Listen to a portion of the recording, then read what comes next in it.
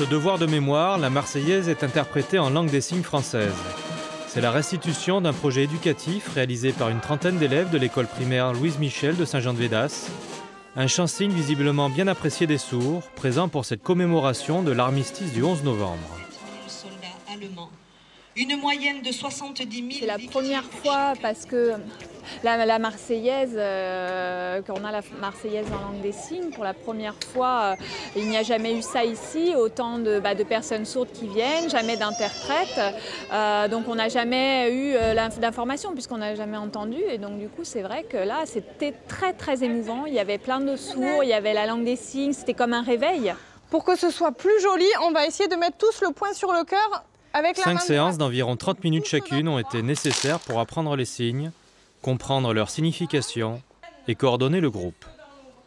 J'aime bien parce que ça aide les personnes sourdes et je trouve que c'est sympa, c'est original.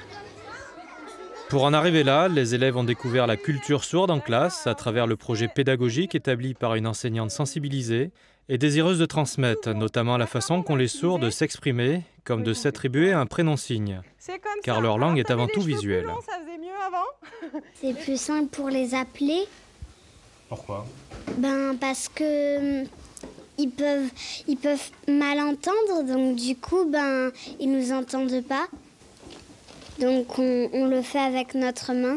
Si tu fais le visage méchant alors que tu veux dire que tu es content, aucun sourd ne va comprendre. I'm happy, she's sad. I'm angry, she's mad. I'm a boy, she's a girl.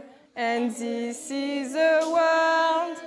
J'ai aussi l'idée de faire venir des enfants d'une école de Michel de l'Hospital à Montpellier pour qu'ils aient aussi des contacts avec des enfants sourds signants et qui comprennent aussi pourquoi ils l'apprennent finalement et de leur faire comprendre qu'apprendre la langue des signes, c'est intégrer les personnes sourdes dans notre monde français. Dans le cadre des nouveaux programmes de l'école en matière de langue vivante, d'autres projets signés verront le jour durant l'année scolaire, que ce soit par la danse ou le théâtre.